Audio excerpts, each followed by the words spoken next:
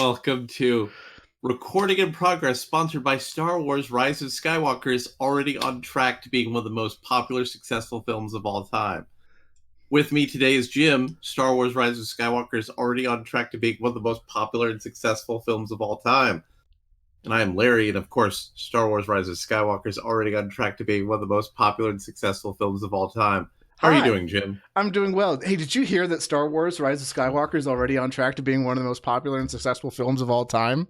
I know, isn't that amazing? Yeah. Oh, thank you. Thank you for this wonderful check. All right. I mean, it's not like it's on all the major nerd news sites, even though we're going to talk a little bit about that a little bit later. But we had two legendary performers who passed away during the show Hold that should on. have You know happened what? last week. They just announced a new Xbox, and I really want it. So let me just reiterate that Star Wars Rise of Skywalker is already on track to being one of the most popular and successful films of all time. Yes. So we did have two celebrities pass during the gap. Last week's show, I had some major back problems. Point that I've had to see a chiropractor a couple of weeks in a row.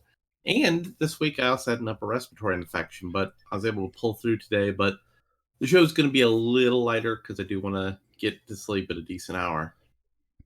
Renee Auberjonois, famous for roles in Star Trek and in the TV series Benson, dies at the age of 79. Yep. You remember Benson? No. You don't remember Benson? What is Benson? Do you remember Soap? No. Okay, so there was a TV show called Soap, which was a comedy parody of soap operas. And then Okay, they did I know of this now, but I don't know Benson. Okay. So Benson was the spin-off where Robert Guillaume played a black butler who went to work for the governor of some state that was never properly named, and he eventually rose to become the governor through a series of unrealistic shenanigans. And Renee Auberjonois played one of his two foils. The other was the German housekeeper, Gretchen.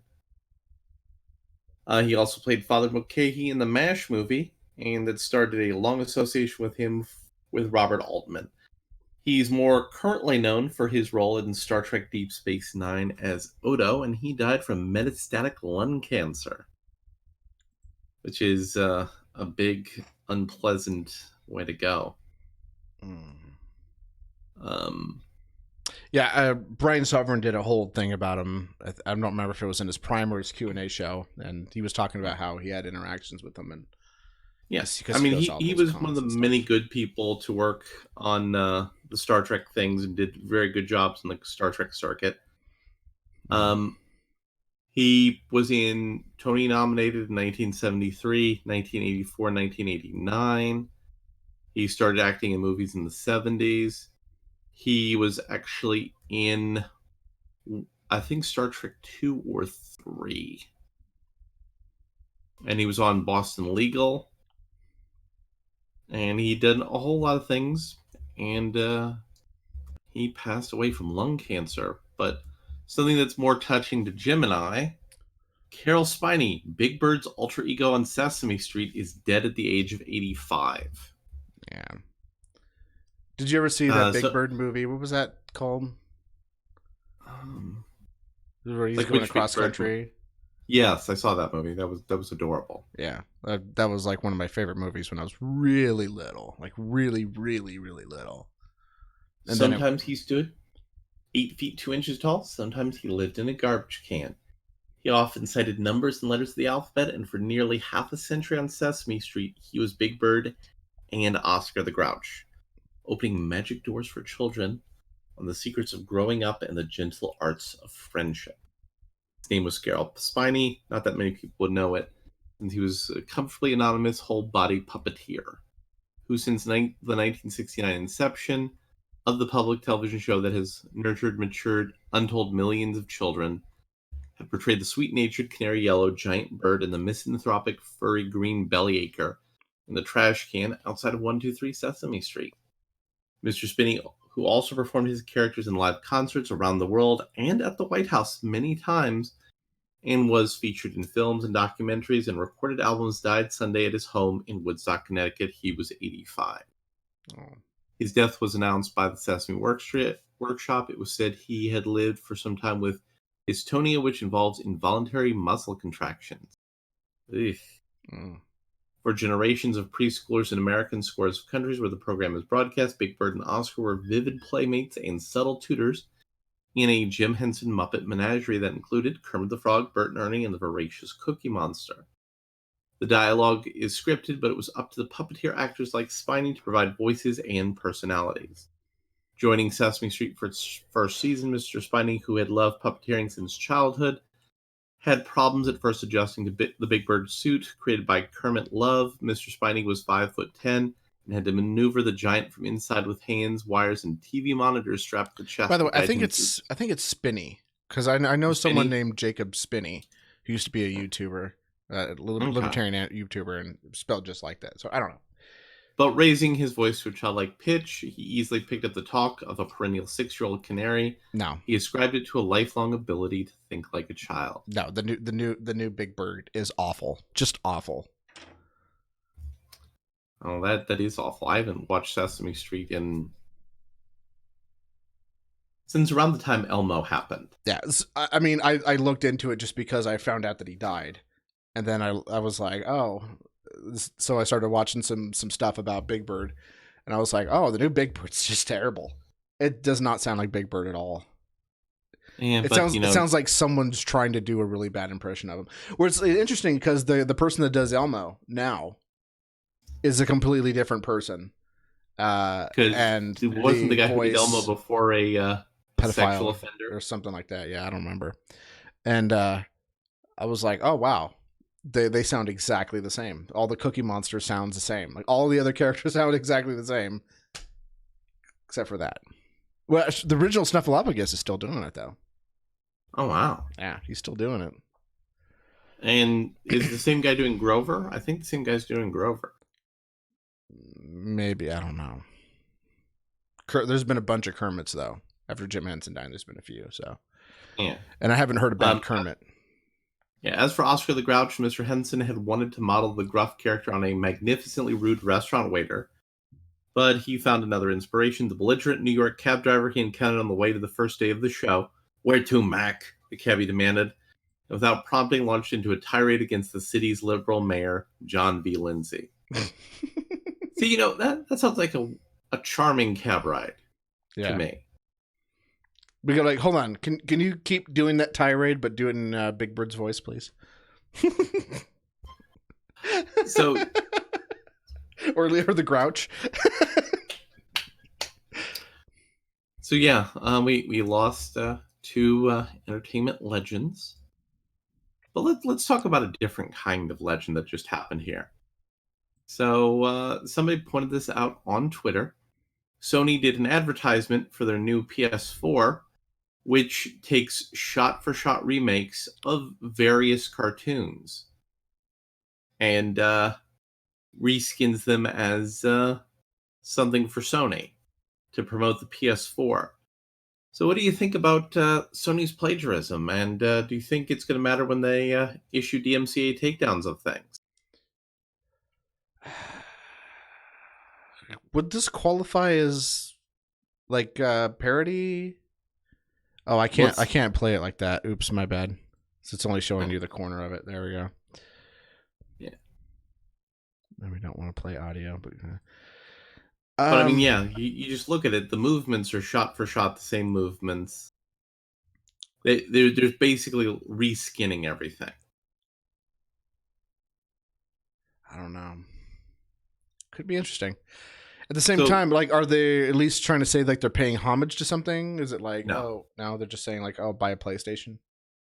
Yeah, but of course they did take it temporarily offline. And I am very curious, since a lot of these are Japanese entertainment productions, I'm wondering if some of these may be part of the Sony family. Yeah. It may have been, they just probably hired an art director and said, hey, this is kind of what we want. Go ahead and do it. And this guy was just like, I'm lazy. and I want a paycheck, and I know Sony's going to give me a big paycheck, and they're not going to care. Yeah. No one's going to figure out that I'm ripping off 30 different things, but the internet is the biggest, greatest sleuth that has ever existed. That's the question. Why is it that these big companies think that they can outsmart the collective internet? No, they can't. Just forget it. What are you doing? I mean, we've all learned that you have enough monkeys on the internet that they will find something. They found a flag in BFE Nowhere, Tennessee, based off of triangulating airlines flying in the sky above it. Yep, and the stars in the sky. In the stars in the sky. You're not going to beat the internet at this sort of thing, and that's something we're going to get into a little bit more when we talk about Star Wars and the leaks, quote unquote leaks. Well, I think we'll talk about that as we sort of pre-game Plan 9, a Star Wars story. But with YouTube, YouTube taking things a little bit more seriously with their platform. Why is it that there's always one consistent rule for large companies and not for other people in YouTube? I mean, it wouldn't be that YouTube only enforces rules on people based on their value of money. Well, I think we didn't actually cover this, but there's some stuff going on with Onision and copyright, which is a thing. Mm-hmm, mm-hmm. But let's talk about some general stuff about YouTube. So that Umbrella guy was on Doomcock watching his live stream, and YouTube literally unsubscribed him from a channel while he was watching it. What? He watched YouTube literally unsubscribe him during a live stream. And he had a membership in the channel. So he had to pay for another membership. I don't know, but that's part of what I'm concerned about is should we bite the bullet and go to DLive? Or BitChute at this point? I think the best option to do is do something that Patrick from Disenthrall does, where he has like this program where he streams to OBS, and then OBS casts it out to Facebook, to YouTube, to DLive, and a bunch of other streaming services. I don't trust YouTube anymore. Yeah. So I was noticing today. I've been feeling like, I'm saying, why don't we just, we've talked about just going to a straight podcasting format. Why don't we just do that? Well, yeah, I told you pay for the website hosting, and I'll do it because I don't have any hosting left on my site. Like I have stuff to keep Lulberts in production for a while, but I'm gonna hit a wall soon. And if I do recording in progress overnight, it won't take that long for me to hit my wall. So in terms of storage and stuff, that's the best way to do it. Podcasts is where most people listen to stuff, especially long form content. Live streaming, a lot of people like to do live streaming if it's there and there's interaction between the audience, which we do if people talk. Which, by the way, hi Dapperton, hey Dapperton. But a lot of people like to listen to it while they're driving, and not everybody wants to dish out money to get YouTube Red or Premium or whatever they're calling it this week. But people do have podcatchers, and podcatcher applications are free. Listening to podcasts are free. So you can have the screen off and then listen to it. So a lot of people will like to go, hey, I'm going to go to the gym and listen to a podcast while I'm working out. Or, I want to listen to a podcast with my hour-long commute, which is what I do. Did you hear that Susan is also, they now have YouTube banning channels for people who are making veiled threats and insults? Yes. Which we don't do a whole lot of, thankfully. No. But so wait. So can we get banned for saying things like you need to die in Minecraft and lava? I don't know. Because that was my go-to thing to do for a while. Just like, you need to die in Minecraft and lava to circumvent that thing on Twitter, because I got in trouble because I said I wish you get sick, and someone snitched on me, and then I got busted for calling someone retarded. So now I have to say die in lava in Minecraft, or you're an exceptional individual in all capital letters. Exceptional Individual is a go-to from Kiwi Farms. Yeah.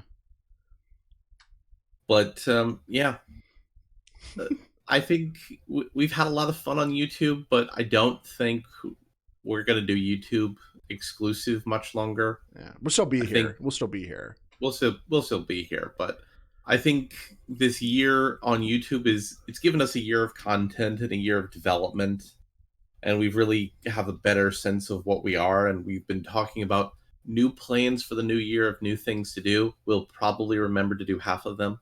Mm-hmm. And then forget the half of those about around the midpoint of the year because stuff happens. So we need to budget up our improvements for the channel. But yeah, so if you're watching this on YouTube, make sure you're subscribed. Yeah. And I actually saw that we actually got somebody who like bought a membership. So did we qualify for memberships or? Huh? I thought I saw that the other day. No, I don't think we have. You have to. I don't even have memberships activated on my other channel, which has 2,000 subscribers. Okay, that we're not even eligible for that. I think you have to have 10,000 for that. Maybe Cinema Scum will tell me because he definitely meets that threshold. But so I noticed that I was unsubscribed from somebody. There was a YouTuber by the name of RGT85, I believe that's what it is. And he does most of his stuff is about like, oh, what's new stuff coming out on Nintendo? Because I always like to keep up with what's going on with Nintendo.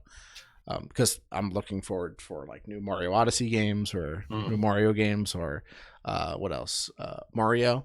And so like that's kind of where I go to, that and Spawn Wave. And there's another one, Beat 'em Ups, but he's kind of annoying me. But either way, I was like, I remember I watched some video by Beat 'em Ups, and I was like, wait a minute, RGT85, how come I haven't seen any videos from him in a while? And I went into his page, and I was like, yep, not subscribed. And I was like, why am I did not unsubscribe. No reason to unsubscribe. Well, look, YouTube decided it was more profitable for you to not be subscribed to that person. Oh. So I had to resubscribe. Thanks, YouTube.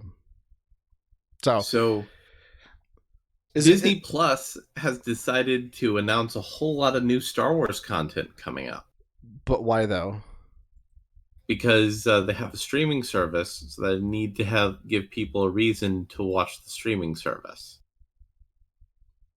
But the Jedi Temple Challenge. Okay, but The Mandalorian is good. What is this? It's like the Ninja Temple Challenge, but Jedi. And it's for kids. I mean the Hidden Temple? Legends of the Hidden Temple? Well, no, like the Ninja Challenge one. Which is kind of like Legends of the Hidden Temple, but slightly more extreme. It's for athletes, yeah. Right. So I imagine they've probably taken that and made it less extreme than Legends of the Hidden Temple. That's my guess. I guess Legends of the Hidden Temple would be more like, or that would be more like, or the ninjas, whatever the fuck the ninja thing is. That's probably more on par with what's it? Nickelodeon Guts. There we go. Exactly. Okay. Exactly. There we go. But yeah, so they have the Cassian Andor TV show, which they announced first of all the Disney Plus TV shows. It's not even started filming yet.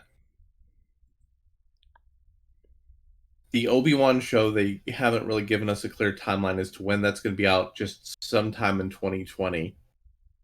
Why has Disney done such a terrible job launching this service? I don't know. Not had like actually good solid content. This isn't like the old stuff, and that's it. Yeah, this isn't like DC Comics Online when they started their streaming service. Like they didn't really have a whole lot of anything. And they did he saying that Disney should have learned their lesson from their direct rival? Yes. But why would they do that? Because that way you don't waste money doing something stupid. But they have Star Wars and Marvel, so that's all they really need. Oh. See, the difference is None of the DC movies are really good, except for a couple of them. Like Joker and Wonder Woman and Shazam. Joker's not in the DCEU though. That doesn't really count. Yet. You know that's going to happen at some point. That's gonna not be good though. They're gonna ruin it. They're gonna. Well, of course they are. Face. Of course they are. I mean, this is Warner Brothers. We're not expecting them to do great things. They're not winners. They're not going to be winners here. Yeah, after Nolan left, they just were like, all right, let's just make garbage now. Hey, you want to watch Green Lantern? You see, that movie could have been good if they actually, thought about what Green Lantern was all about. Well, but instead they decided to ruin Ryan Reynolds and make him uncharismatic. Yeah. Can you imagine those words together? Ryan Reynolds and uncharismatic? That was a thing, though. That was a thing. That was a thing. And when Deadpool came out, I was like, this is going to suck. I kept telling people it's going to suck, and people were like, why do you think it's going to suck? I was like, well, the trailer was underwhelming. The first trailer was pretty underwhelming. Yeah, you see, though, for those of us who are waiting for a Deadpool movie, that was exactly what we wanted. Man. The leaked trailer, which was, I think, elaborate marketing. And then, but hold on. And then I kept pointing out that he hasn't really been in any good movies. Mm-hmm. Ryan. And then I was proven wrong, and I was happy to be proven wrong. I was happy. Mm-hmm. Okay. Carry on. That's all I wanted to say. Yeah. So, this picture is not a really good picture of it because it cuts it off a little bit. But, Black Widow's first trailer came out, and it's more liked than both trailers of Rey. So I have to ask, why do Marvel fans hate women so much? Because The Rise of Skywalker is on its way to being one of the most successful movies of all time. Right, of course.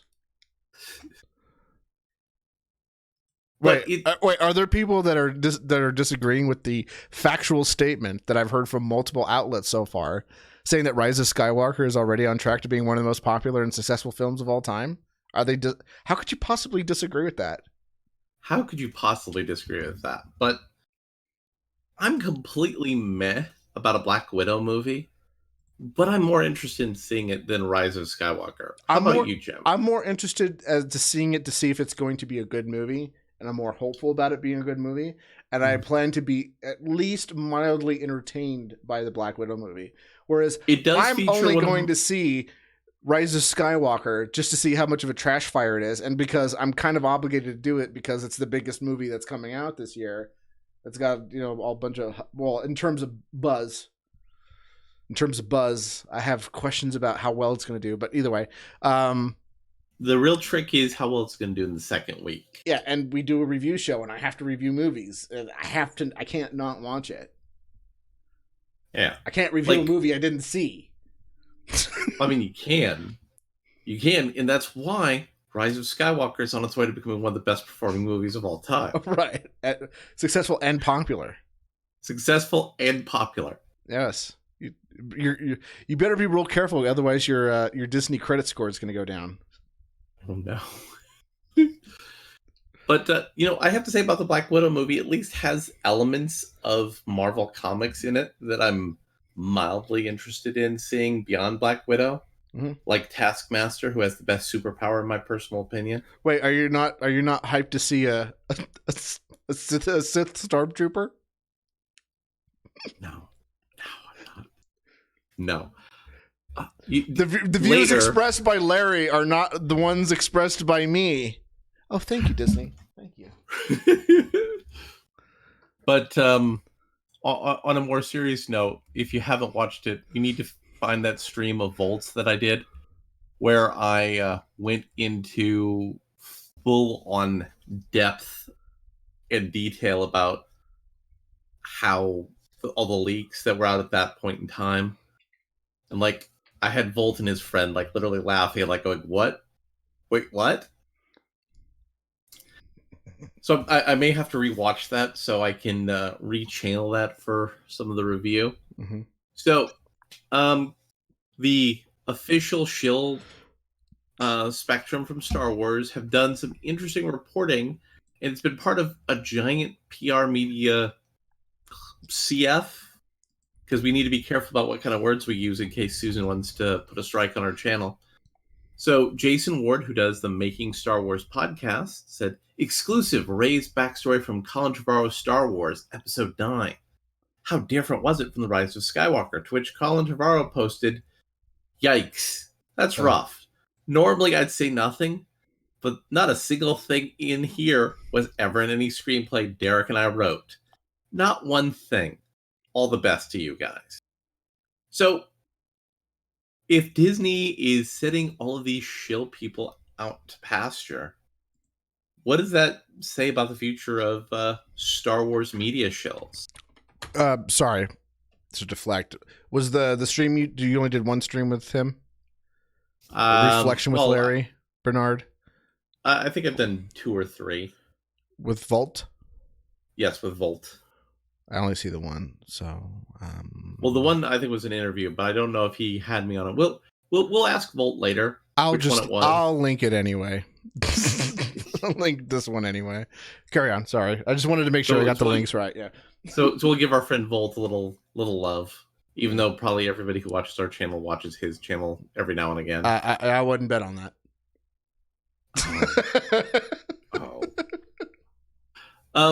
So yeah, what do you think about Colin Trevorrow calling out this shill person for Disney? After he made his absolute power move by donating all of his Star Wars residuals to charity. So if Disney were to take his residuals away from him, they would literally be punishing a cancer hospice for children. Oh, you mean like the Washington Post did? Or was the Wall Street Journal? Which one did that? Which one did that to the kill stream? Both. The heel stream? Yeah, they both attacked that. Yeah. But this is a little bit different than that. So what do you think about Star Wars turning out this sort of shill infrastructure and making them look like fools? Look, it's okay because they're going to let one person who's dying get the chance to see Rise of Skywalker early. Exactly. And that's the real winner.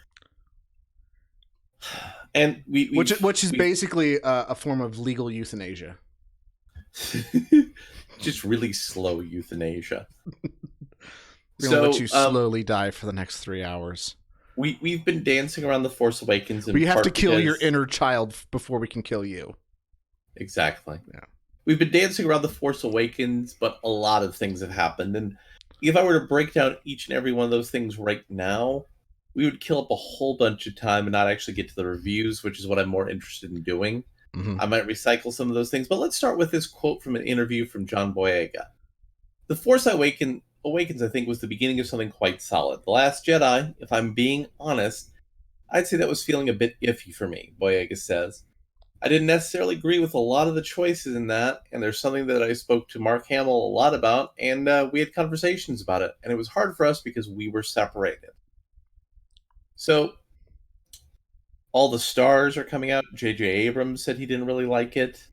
Daisy Ridley's coming out saying she really didn't like The Last Jedi. And because of all of that, The Last Jedi was trending on Twitter ahead of The Rise of Skywalker before The Rise of Skywalker comes out as a movie. Do you think that's a deliberate ploy? Do you think they're trying to purposely salt the earth so if the movie goes badly, they can blame it all on the toxic fan environment? Yes, probably. And what do you think about John Boyega's opinions about these things? About him saying that it sucks? Yeah. I mean, he's not wrong. And honestly, he should just collect those checks and then go party with cute girls at the carnival. At the carnival, yeah. And you watched that Hot Ones podcast. What do you think of I saw the clip. I saw that clip of it. I didn't watch the whole thing, which I need to get around to. He didn't drink any milk or any water on the Hot Ones. Oh, he didn't? He didn't. Oh. I don't think anyone's going to top Gary Vaynerchuk unless I get on there. Yeah. But John Boyega was down in shots of hot sauce and talking about catching wines with hot chicks at a street carnival. Yeah, But I'm gonna have like, to if watch that that was then. the creative environment that John Boyega was in, like, just how badly they screw up Star Wars that it was not a good creative environment for their actors to work in. Pretty bad. Not gonna lie, it's pretty bad. But can we talk about what's really bad? What's the outlook so far? That Rise of Skywalker is on its way to being one of the most successful movies of all time, Right, and and this extremely handsome and popular. yes. Oh, thank you, Disney. Thank you. I just love when I check my bank account and there's some extra zeros popping up here and there. It's great. So You know you don't get more money if the zeros are after the decimal point, right? Oh. God damn it. I thought that was a comma. You son of a bitch. I was wondering why there was only why there was 4 zeros. Anyways, But some of the leaks that have come over on Reddit and 4chan and through some of the YouTubers who've gotten leaks have been confirmed by clips that have been leaked onto the internet from the Japanese showing of Star Wars and from the Swedish MPAA. So, how do you think Lucasfilm has been trying to deny these leaks' existence and what they're saying is happening in the movie? Why do you think they tried to beat the internet in keeping a secret? I know they tried to fake a leak. Mm-hmm. We know that they the John With Boyega John Boyega's script. Yeah, because that was like an actual bullshit. full script, which actors don't actually get on a movie. Yeah, and it also implies that there actually is a script, which I doubt. I mean, there was. There was. It was probably getting daily rewrites, but there was a script. And you can't photocopy them. You can't photocopy them. No, you have a cell phone. So take a picture there was a leak, quote unquote, of a script that was found in John Boyega's house as a PR stunt. Well, it was a hotel room. Well, no, it was actually like some old apartment of his, I thought. But still, all of these weird PR stunts and tricks and things like that. And there's a lot of the blue check marks who were very big defenders of The Last Jedi are now mad that these people are saying, well, The Last Jedi kind of sucked. But they're like, though. But it did, though. Yeah, I think maybe what some of the to be charitable, because when that movie came out, I said I liked it. We weren't doing a show yet, but I said that I liked it, and a lot of people were telling me like, "What's wrong with you, Jim?" And I'll tell you what was wrong with me. It was a little thing called the Phantom Menacing. When the Phantom Menace came out, I was so hyped up for it, and when I saw it, I was like, "This is the greatest movie ever." And then reality started to creep in, and I was like, "Yeah, that's right. Yeah, that's right. Yeah." Jar Jar stepped in poopy. Yeah, no, that wasn't good. And then you watch it again, and you're like, "Yeah, it was bad." Oh my god, it was bad. There's been happened to me a few times. That was one of them. That was definitely one of those instances where I got sucked into the hype and just didn't want to admit that it was not good. But I genuinely enjoyed it when I watched it, and then I realized like, oh no, this was actually not good though. And then when I watched it again, I was like, yeah, this is not good. This is not entertaining. The Last Jedi is a movie that inspired us to do this show, talking about movies and things like that, to help Jim talk about less esoteric topics than he normally does on his show. Yeah. But we still do those esoteric topics every now and again. Yeah. Look, I make good money arbitrating flagpoles. I do. Yeah. So this whole ending thing. Thank you, CIA. Thank you. Sorry, what? And Bob Iger also came out and said, well, we want to have a Star Wars that doesn't have a lot of deep lore and things for fans to have to hook into. And my response to that is, you don't need a lot of deep lore to hook into Star Wars. There's good. There's evil. There's a giant spiritual battle in the universe that's reflected in a battle that's happening in the movie. And then you just whack each other with lightsabers. Exactly. That's Star Wars. Yeah. You don't need a whole lot of extra stuff than that. Yeah. There you go.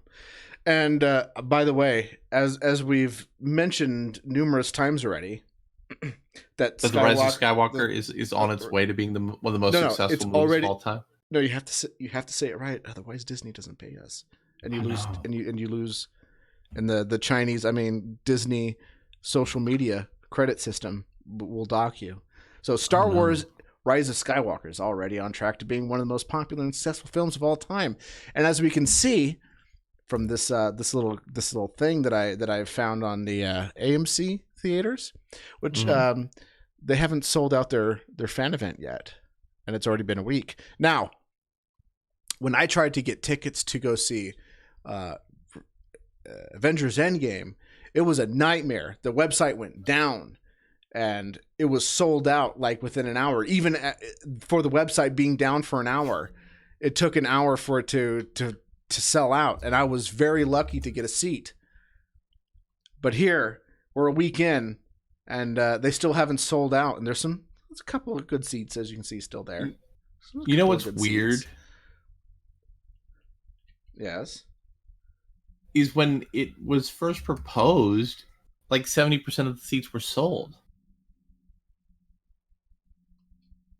It's almost like it was a giant kingdom of lies. But this said, we can still say very clearly and with dollar signs in our eyes that Rise of Skywalker is already on track to being one of the most successful and popular films of all time. Yeah. Yeah. If only we could figure out how to get Disney to fund us for real. That'd be the dream job, really. Well, we just have to never disagree with that statement. Even when it's all said and done and the movie doesn't make money, we still have to say that it was 100% accurate. Mm-hmm. Mm-hmm. And then get very angry when it's not the case. Yeah. So now we're going to break into some reviews. So I got 2 crowdfunded comic books this week. One is Black and White Remastered, and the other is Soul Finder Demon's Match. So Black and White Remastered was a old independent 1990s comic book done by Art Thibert. And Art said, hey, I want to redraw my book to make it look sharper and more modern and more contemporary. Crowdfunded that and got 68,000 and some change people for it. Yes. And it was originally a black and white comic book. It was kind of rough and very hardcore, and this was like a 25th anniversary comic. I mean, it's a fairly basic kind of cyberpunky superhero spy fantasy sort of story, and it was good. It was a fun story. I enjoyed that. Now, the one that I was really super duper into is Soul Finder Demon's Match by Doug Ernst. Doug is a big comics and culture YouTuber. He also does some little journalism here and there for places. And Doug launched this comic in part because he wanted to push the envelope with a writer-led project. So the story is about a former soldier who goes into the priesthood and becomes an exorcist. And like all exorcists in that situation, they gotta fight some demons, overcome the demons through the power of faith in God and grit and determination. The artist Tim Lim, he's done Black Ops, he's done the My Hero Academia parody for Donald Trump, and a couple of other interesting comic books.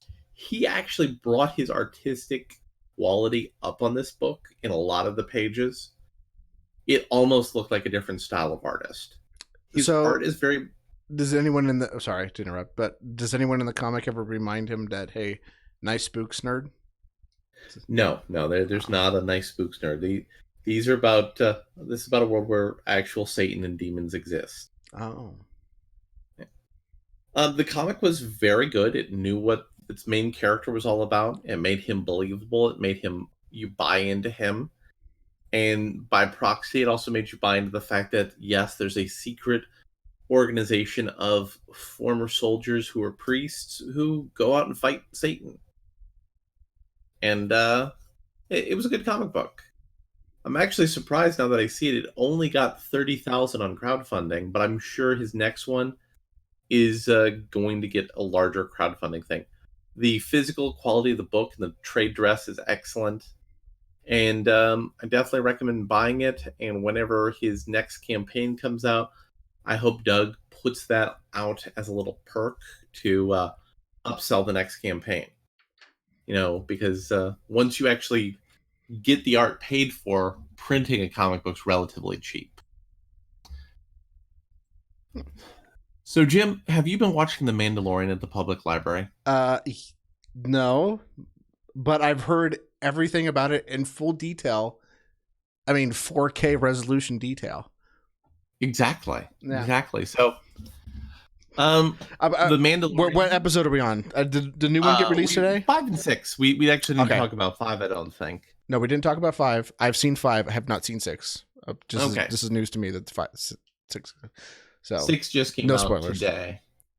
So episode 5 is the Mandalorian lands on Tatooine and gets into a situation where he meets another bounty hunter who finds out that he's a bigger prize than what they were going out to hunt. And so the younger bounty hunter has to betray him. And, well, I mean, it's not some young kid bounty hunter who runs into a random Mandalorian in the desert. That's not the name of the show.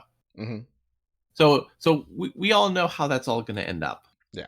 But it had a lot of interesting stuff. And, of course, Baby Yoda. It was a very influential in that episode. And also in episode 6. Episode 6 does a lot to really build up who the Mandalorian is. And the Mandalorian is slowly burning more of his bridges. And I think the final episode is going to be him having a reckoning with the guild so that he can continue to go out and be a mercenary bounty hunter and make his money. Nice. Hopefully it turns more into John Wick.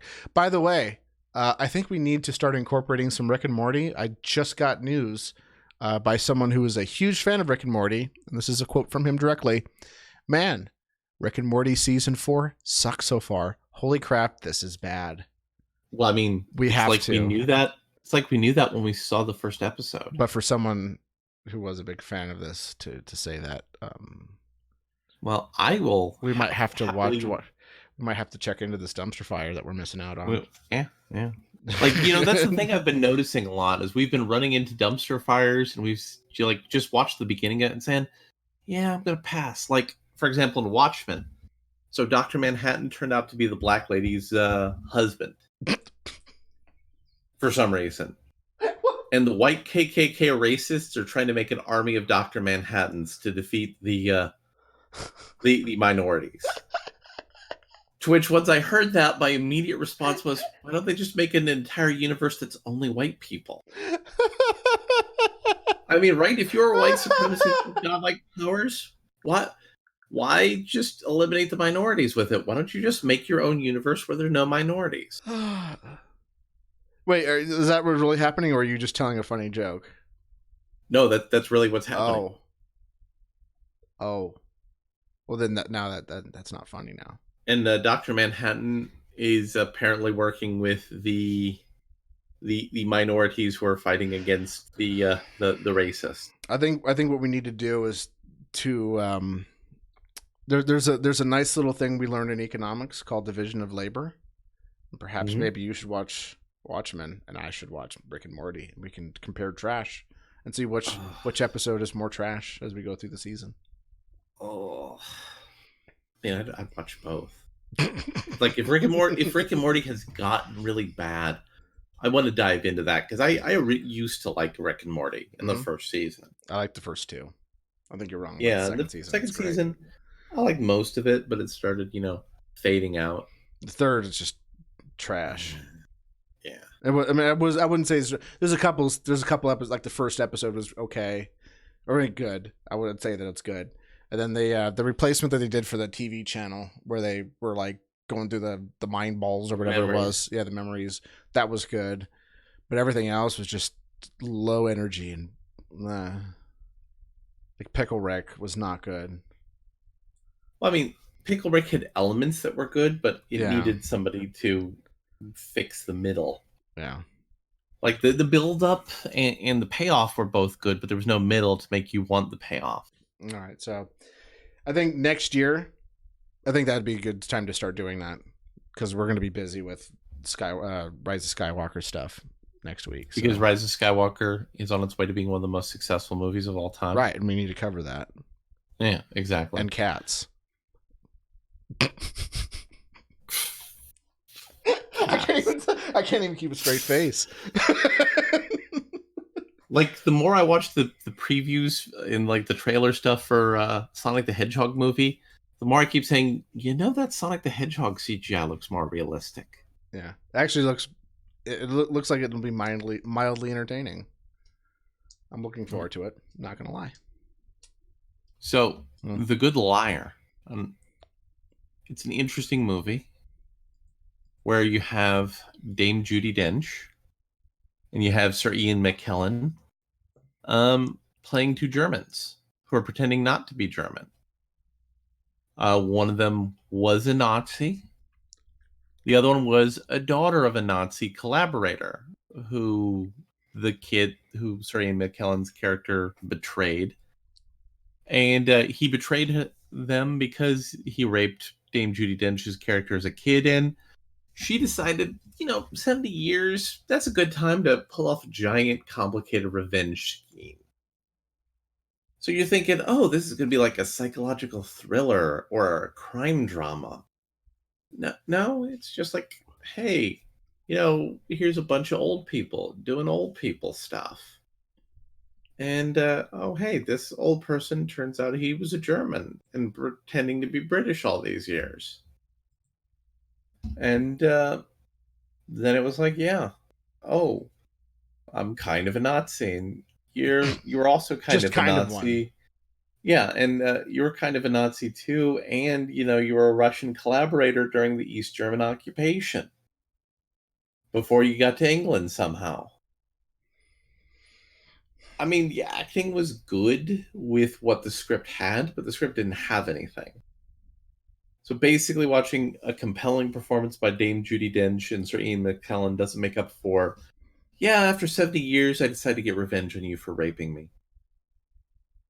And my gay son's boyfriend, he helped. What? Yeah. There was like a whole mild homophobia subtext in there, and I'm like, what? What? Okay.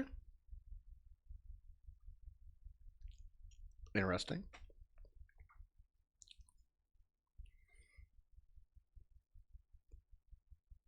So yeah, it's a good movie, but not as good as those two performers deserve. They both deserve, more awards and Oscars. So you saw Darkwater, and no, I saw Darkwater. No. You didn't see it? No, I said I did not see it. I thought you said you did see it. Okay. No. So let me paint the picture for you. You've heard of Scotchgard, right? Yeah. You've heard of I'm Teflon, also familiar right? with DuPont's little mishap in India, which, by the way, I actually talked to someone who actually worked for DuPont at that plant while he was there. Mm-hmm. He was one of my the people that I was taking care of, and one of the places that I worked at. Well, that's pretty cool. For reasons I can't really specify because it's questionable. I mean, it's not really HIPAA, but I mean, it's questionable. You don't want to cross an ethical. Yeah. So what I can say is what he was like. He was really upset about how it was portrayed. So this is not what they're talking about in the movie. This is another thing where a bunch of people died. I don't remember the specifics, but I remember he was telling me like, yeah, DuPont really didn't do anything wrong. It was really the government that was fucking that up. Yeah. But this is a different thing where they did fuck up. Well, it's even more complicated than that. So Scotchgard and Teflon use basically the same chemical to prevent water or water-soluble things from sticking to stuff. No, it's miracle material. Well, it's more than hydrophobic. Okay. And, have you ever thought, hey, what happens if that gets in our body? our bodies are mostly water. Well, it's not a sort of thing that DuPont only found about in the 70s or the 80s or the 90s. No, they figured it out right away. And DuPont said, eh, so some of the kids in some West Virginia town are going to be born with one eye and a deformed nose? Like 8 of them? That's not a really big deal. Yeah, because they were going to be born that way anyway because of inbreeding. Yeah, I'll be here all week. That's fine. All week. Also, let's test this out by lacing this chemical in cigarettes that we give to our employees for free. Oh, they are all getting horrible cancers. Oh, let's just hide all this information. And how this actual factual information got out and got disclosed to the public was a rich corporate defense attorney. A family friend came to him and said, "Hey, I need you to take care of this problem I'm having with DuPont because they're dumping garbage into their property next door to mine, and it's polluting all my land." And he went to the CEO of DuPont and said, "Hey, got a friend of my grandmother's. Can you help him out?" And one thing led to another and another, and the end result is they found over 70,000 people in this set of communities in West Virginia who had toxic levels of this material in their bloodstream. And the reason that DuPont was able to get away with it for so long is when the EPA started, they told companies, okay, you guys made too much stuff before we came into existence for us to regulate it. So long as you do what you think is safe and you follow the levels you think are safe, we're fine with that. Oh. And the reason this guy was able to be successful with this lawsuit was the fact that DuPont was knowingly doing things they knew not to be safe. Oh. The performances are all fairly solid. And Mark Ruffalo does a good job playing like a really nice guy lawyer who doesn't want to be like a goody-goody defense attorney, but it just ends up happening. Or goody-goody complainant attorney, but it just ends up happening as the story unfolds. It feels very natural, very organic, deals with the threat to his marriage. Oh, so there's an arc. There's an arc. It works very well. His character is very believable and likable because, I mean, who doesn't want to help people who are ingesting basically liquid tires? It depends. Are they the kind of people that would hang from your flagpole? No. In fact, there are people who would like to hang people from your flagpole. Oh. Oh. I guess I would have an arc as well. You would have an arc as well? Yeah. I'm having an arc right now. Oh. Oh. So the next movie that's on the review list for this week is Honey Boy. Oh. It's part of the career renaissance of one Mr. Shia LaBeouf. So this is a quasi-autobiographical movie about him getting sober in rehab and not being a violent, degenerate, drunken a-hole. And it's a story about how he came to realize that all the things that made him angry and drink and violent were connected to the fact that his father was an angry, abusive alcoholic towards him, and also a heroin addict. And he went on a stretch of being so blackout drunk for 72 hours that he got arrested for raping a couple women and was a sex offender. I hate when that happens. I hate when that happens too. And this is about how young Shia learned to become all angry and hateful, and how older Shia learned to forgive his father. Also, excellent subplot. 12-year-old Shia LaBeouf totally lost his virginity to a biracial prostitute who lived in the same cheap motel in Los Angeles that they were living in. Oh.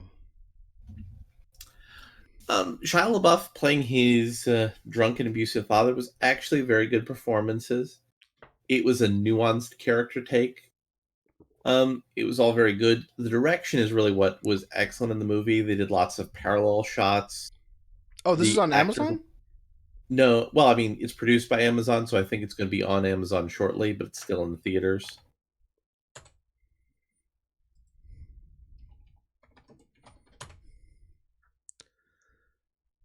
Oh, it's currently unavailable. It is currently unavailable, but it will be available soon. It's like a hybrid streaming and movie release Okay, so situation. they're gonna put it out in theaters first, then it'll be on streaming. Okay. And Shia's father, convicted sex offender, decided to illegally grow weed off the side of the road and then sell it to people. Is that like a normal thing you would think if you lived in Southern California? No, I've never heard of this. Yeah, This is so not like a he thing grew as far like as I'm aware of. he grew like a giant patch of weed off the side of some highway. Oh. I mean, don't they have people who'd say, "Man, look at all that weed here." Yeah, they have And they have people that are specifically hired to do that, to find patches of weed places. especially since this was back in the 80s and 90s. Yeah, they're called cops. Yeah, they're called cops. And they shoot you and say, "Oh, your dog was threatening me." Yeah. But you didn't shoot my dog. You mean that's not your dog over there? That's my neighbor's dog. Oh. Oh. Oh, that's your dog? Okay, we'll shoot that one too. See, now it all makes sense. Okay. Good performance from Shia LaBeouf. You could feel the emotion and the actual life experience of his that he was pouring into the movie. I recommend this, and I recommend Peanut Butter Falcon, but they're very, very mild movie experiences. They're good acting. They're kind of a nice warm glow in the background. Okay. So let's talk about the sequel in December that we've all been anticipating. Jumanji: The Next Level. I loved this movie. This movie was great. I liked this movie. It was a little slow for me in places, but once it got going, it was really going. I mean, Dwayne "The Rock" Johnson, always a good time. Karen Gillian, always a good time. I wish I could really have a good time with her, if you know what I mean. Yes, we all do, Jim. We know what you mean. I mean, she looks like a girl that knows how to play a game of backgammon. Exactly. If you know what I mean. Exactly. And by backgammon, I mean backgammon. I'm a big fan of backgammon. I don't know if you knew that or not, but I did. Oh, okay. Kevin Hart, always excellent in the movie. And Jack Black is Jack Black also excellent. Yeah, and Jack Black has been in some pretty terrible movies, but I love Jack Black, and because I'm a big Tenacious D fan, so he's always entertaining whatever he does. Yeah, even in bad movies, he's good. Yeah, even in bad movies, and the whole theme thing was very interesting. Is about how your family and your friends are the people who keep you grounded and realizing who you really are. Mm-hmm. So it had a nice heartwarming message. Even though I kind of was like going, yeah, but why'd the main character backslide to have to use that message? But then I remembered, oh, wait, it's a movie, it's a sequel, and they want to make the sequel just like the other thing, but just a little bit different, but not too different. But it was very entertaining. They stepped up the action sequences. I really loved the whole action sequence in the final act. Mm-hmm. And I think they kept it different enough for me to enjoy it on its own merit. Like this is definitely one of those movies where it's like I haven't seen the original. That's fine because they have to explain the plot again because of the new people that are involved in this. And those new people have no understanding of video game. It's even, I'd probably even say like, this actually might be like, if you were to show someone, this might be a better thing to be like, you should watch this one first rather than the original. Well, I like how when they repeated all the stuff you needed to know from the original, they changed it up just a little bit. Mm-hmm. It was fun. Yeah. This is definitely like a better one. I should rephrase it. This is a better one to like show grandma. Grandma would have a much better time with this one. And I really liked the Danny DeVito plot arc in the movie. And Glover. It's like, I'm old, but I can still have meaning. And I learned that from my friend who I was angry about for taking away my meaning. and getting to have closure with him. Yeah, getting old and sucks. and learning to bond with my grandson. It was a good story arc for his character. It was an enjoyable time all around. Mm-hmm. So, Jim is going to be taking point on the next two movies. Yeah, I'm closing. We're going to talk about Richard Jewell. Richard Jewell. So, are you familiar with the story of Richard Jewell? Yeah, he was a security guard who found a bomb at the '96 Olympics, saved a whole bunch of people. Mm-hmm. And he was a hero. However, was a hero.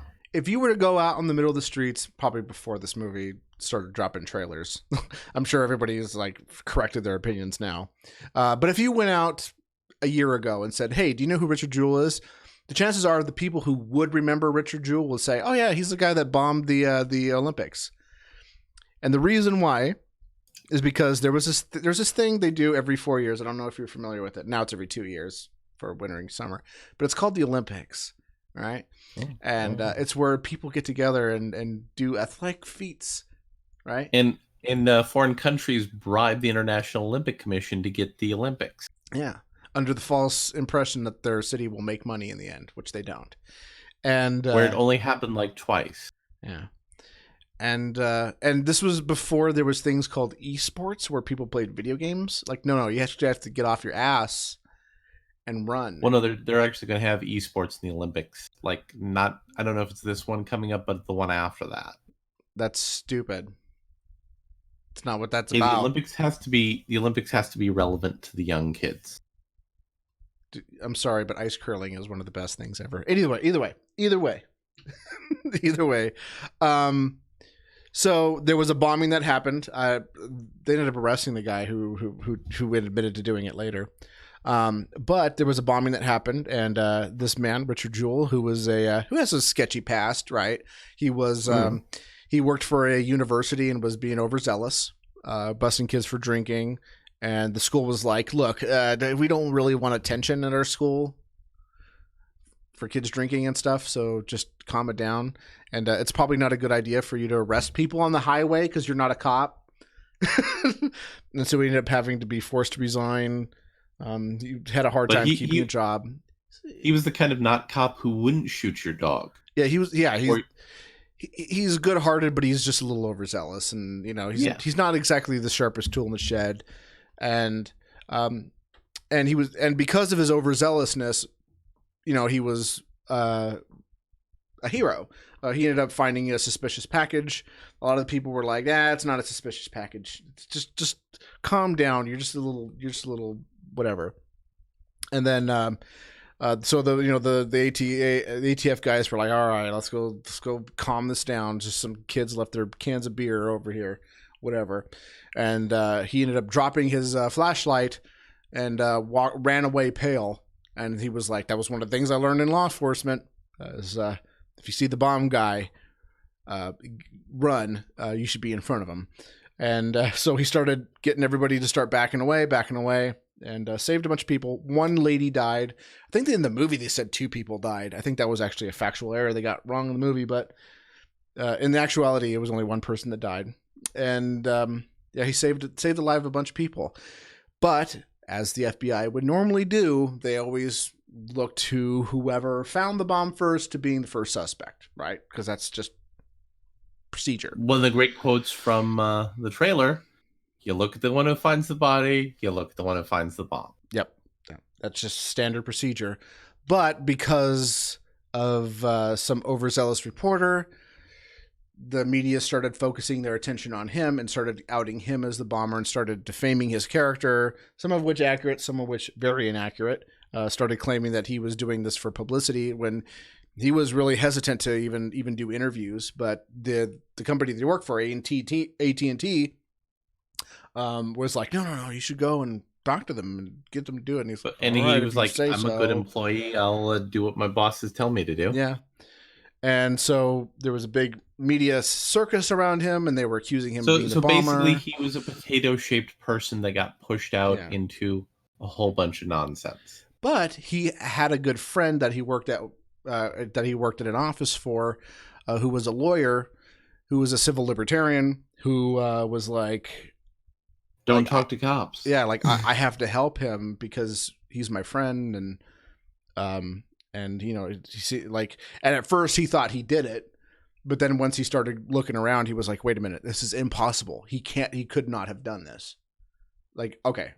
So there was a little bit of arc with him where he was just like, all right, but I'm just going to defend him just because we're friends and whatever. And then he found out he didn't really do it. And just watching him getting railroaded, he started getting really sympathetic. Kathy Bates plays his mother, who he lived with. She did a fantastic job in this movie. Sam Rockwell played this attorney. I can't think of too many movies where Kathy Bates didn't do a great job. But this one was definitely a standout moment for her career. Honestly, I think a partial motivation for this is to encourage her to get another Oscar, because I found out she's only had 1 Oscar and 2 nominations, or 3 nominations, 1 win, and I think that's a hate crime right there. But she did a really good job playing her mother, who was just thrown into this whole thing, you know. And she's just like, I just want my Tupperware and my son to be left alone, you know. Everybody Which did is really, what normal people want. Yeah, and because Richard Jewell isn't exactly the sharpest tool in the shed, he kind of made things worse along the way. There's good points of humor in here. Richard learned the real lesson, and the real lesson was that never talk to cops. Well, the bigger lesson was because he admired police, and he respected authority, and by the end of the movie, he learned to have a smart respect for authority rather than a dumb respect for authority. That was the real lesson that he learned from this. Don't be a chump. Yeah. And just shut up and don't talk to cops. And there was the final scene, well, not the final scene, but the final climax of the movie was when he was being investigated by the FBI. Well, when he was being investigated by the FBI, and they sat him down and had an interview with him. He had like this moment where he was just kind of, where he had like this epiphany where he was like, wait a minute, you guys don't have anything on me. Are you going to charge me with anything? If not, I'm done with this questioning. And left, and they dropped all charges, and that was, yeah. The rest is history. And the rest is history. Unfortunately, even afterwards, people still accused him of being the bomber, even though they found the bomber, and the bomber admitted that he did it, and it wasn't Richard Jewell. You know, he still had to live the rest of his life where people would point him out, like anytime he went to the store, like, that's the guy who bombed the Olympics. When he really didn't, because the media did a really poor job retracting the story afterwards. And he ended up winning a bunch of money, which they didn't talk about in the movie. They didn't even do like the little post roll where they were saying like, oh, he died or whatever. They didn't even mention the fact that he won a bunch of money from suing most of them. The only case that he lost was the initial newspaper who reported the story, because they were the only ones who didn't settle. They were fighting it tooth and nail to the very end. Yeah, so highly recommend this. It's probably going to end up in my top 10 list. We'll see as it goes on, because I still have to review it. But this is one of my picks for best movie of the year for sure. One of them. We'll see how my top 10 list goes, but definitely recommended. Yeah, I think it's going to be very interesting once January rolls around to see what the top 10 lists look like. Mm-hmm. I've already been kind of building my favorite movies of the year. And I have been too, but it's like I'm gonna really not make the list until January rolls around, and I say, okay, what's the list? Yeah, I think we should probably start. Well, we'll talk about this, but I think maybe next episode I'll talk about what movies are in my list, not my top 10 list, and not in order, but we'll talk about the ones that I really liked from this year. Yeah. And speaking of one of my favorite. There'll be something good to go with our Star Wars deep dive we're going to do next week. Yeah. But one of the definite movies that's going to make the top 10 of my list this year is a fresh new movie that came out this year called Christmas Vacation. I was really amazed with how well they did all of the age regressing. They really kind of did some really good world building to make it seem like this movie was really set in the 80s, and that's National Lampoon's Christmas Vacation. And also, National Lampoon has been making a lot of garbage as of recent, and I'm surprised that they went back to their roots and kind of made another movie. And I'm surprised Randy Quaid was actually in another movie without getting arrested. Yeah, they're actually going to be doing a spin-off based off of Randy Quaid's character. Oh, well, they already did. I think they already did.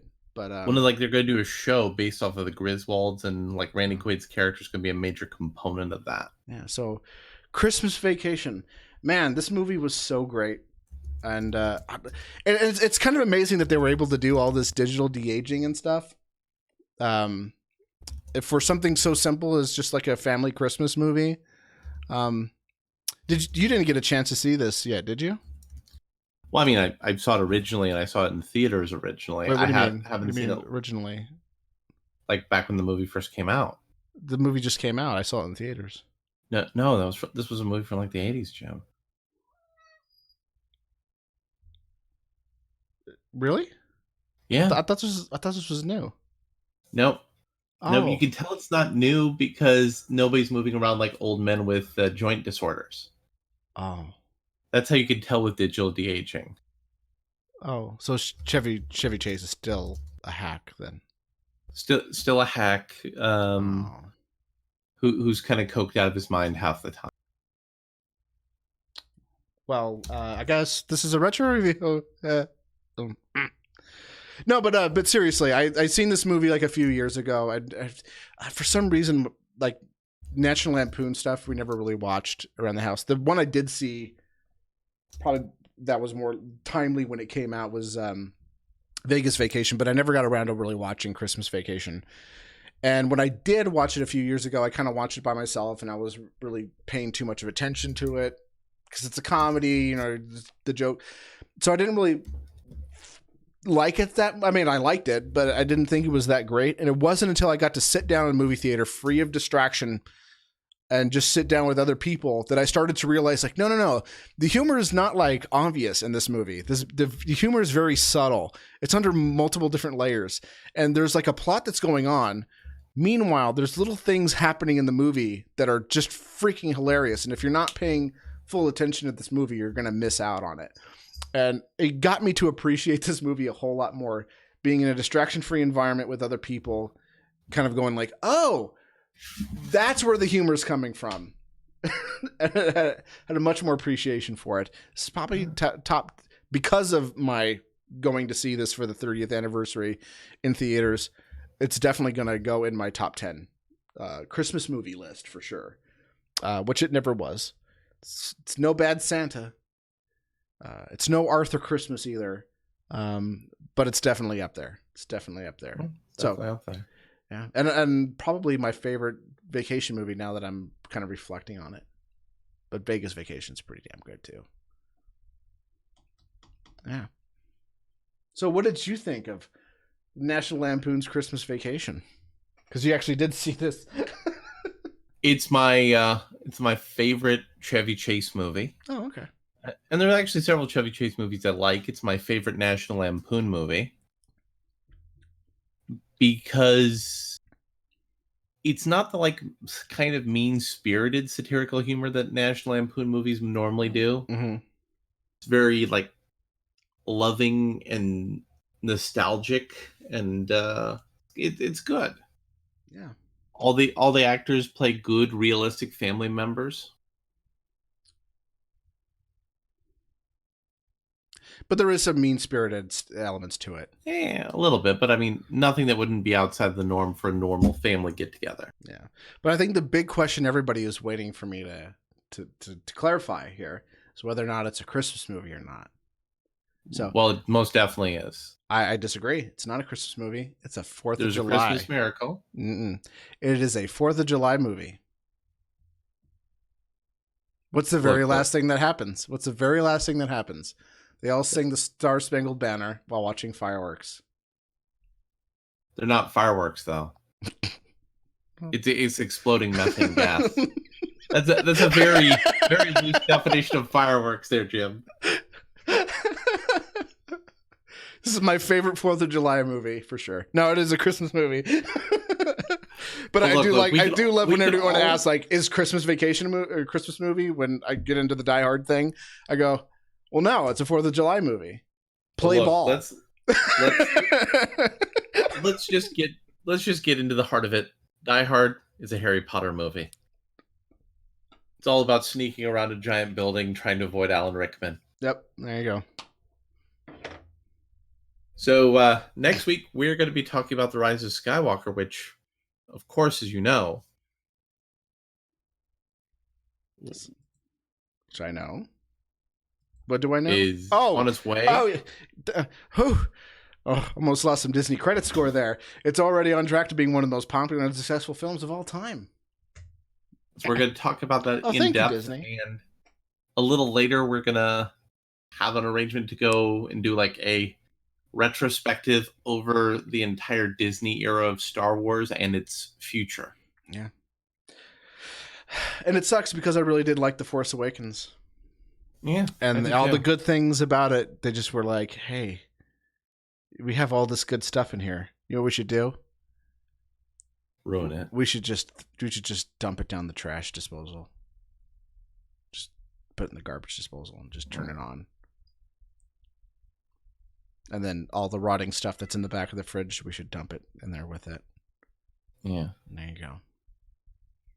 So and then don't let it wash down all the way. Just let it sit for a week. And just let that smell permeate through the home. That stiff smell. Yeah. So that's another recording in progress, everybody. Yep. That's a thing. Hail worms.